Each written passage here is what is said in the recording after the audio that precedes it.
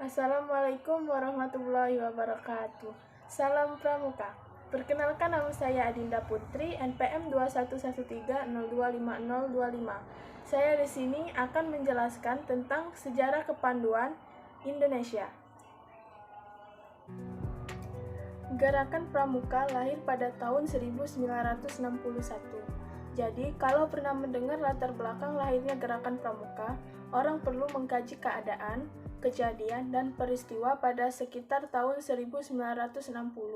Dari ungkapan yang telah dipaparkan, di depan kita lihat bahwa jumlah perkumpulan kepanduan di Indonesia waktu itu sangat banyak.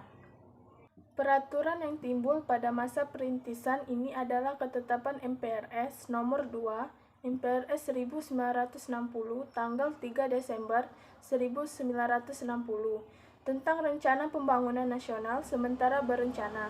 Dalam ketetapan ini dapat ditemukan pasal 330C yang menyatakan bahwa dasar pendidikan di bidang kepanduan adalah Pancasila. Seterusnya penerbitan tentang kepanduan, pasal 741, dan pendidikan kepanduan supaya diintensifkan dan menyetujui rencana pemerintah untuk mendirikan pramuka, pasal 349 ayat 30.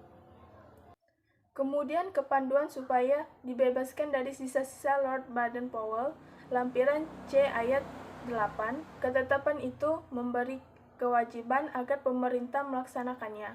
Karena itulah Presiden atau Mandataris MPRS pada 9 Maret 1961 mengumpulkan tokoh-tokoh dan pemimpin Gerakan Kepanduan Indonesia bertempat di Istana Negara. Hari Kamis malam itulah Presiden mengungkapkan bahwa kepanduan yang ada harus diperbarui, metode dan aktivitas pendidikan harus diganti, seluruh organisasi kepanduan yang ada dilebur menjadi satu yang disebut Pramuka.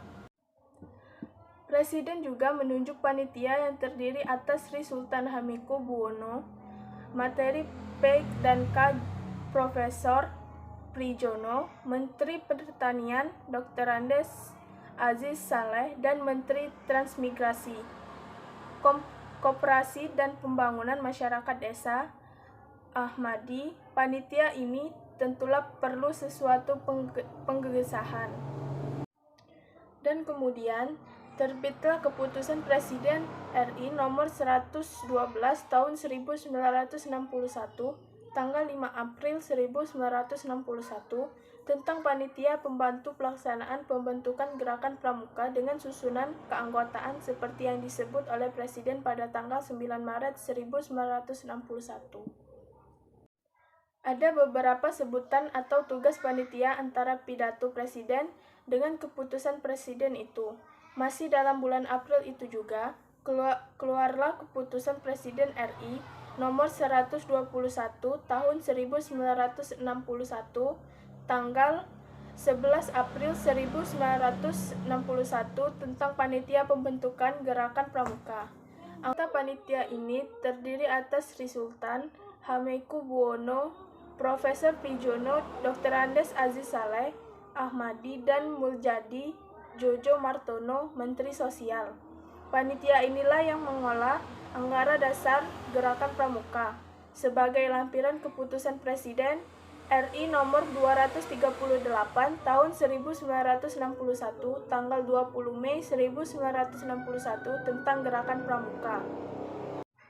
Jadi, Gerakan Pramuka secara resmi diperkenalkan kepada seluruh rakyat Indonesia pada tanggal 14 Agustus 1961, bukan saja di ibu kota Jakarta, tetapi juga di tempat yang penting di Indonesia.